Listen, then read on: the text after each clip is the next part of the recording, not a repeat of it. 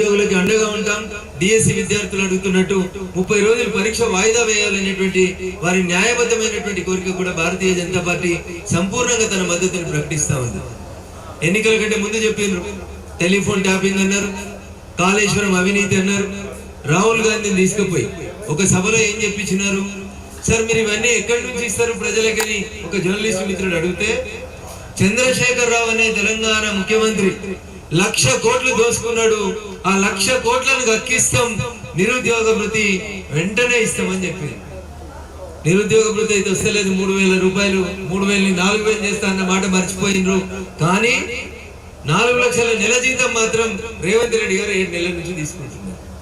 4,016 రూపాయల నిరుద్యోగ భృతికి మాత్రం బడ్జెట్ లేదు, కానీ 4 లక్షల జీతం, దేశంలో అందరికంటే ఎక్కువ జీతం తీసుకునే ముఖ్యమంత్రి రేవంత్ రెడ్డి గారి దగ్గర మాత్రం పైసలు ఉంటాయి. పోలీసులు, టెలిఫోన్ ట్యాపింగ్లు స్పష్టంగా చెప్పండి ఎస్ఐబి చీఫ్ ఏమని, ఇప్పటి ముఖ్యమంత్రి చెప్తే మీరు ఎట్లా కేసు నమోదు చేసిండ్రో అప్పటి ముఖ్యమంత్రి చెప్తే నేను అట్లా ఇన్వెస్టిగేషన్ చేసిన, టెలిఫోన్ ట్యాపింగ్ చేసిన అని ఎస్ఐబి చీఫ్ అడ్మిట్ చేసిండు. ఇంకేం కావాలి రేవంత్ రెడ్డి గారు, మీకు ఇంకా ఏ ఆధారాలు కావాలి? మీకు నచ్చినప్పుడు నచ్చినట్టు మీడియాకి లీకేజీలు ఇచ్చిర్రు, అస్మదీల గోవార్త తస్మదీల గోవార్త చెప్పిర్రు, వీళ్ళ పేరు వాళ్ళ పేరు చాలా పేర్లు లీక్ ఇచ్చిర్రు కదా. చంద్రశేఖర్ రావును అరెస్ట్ చేయడానికి రేవంత్ రెడ్డి ప్రభుత్వం ఎందుకు భయపడుతుంది? One is telephone tapping.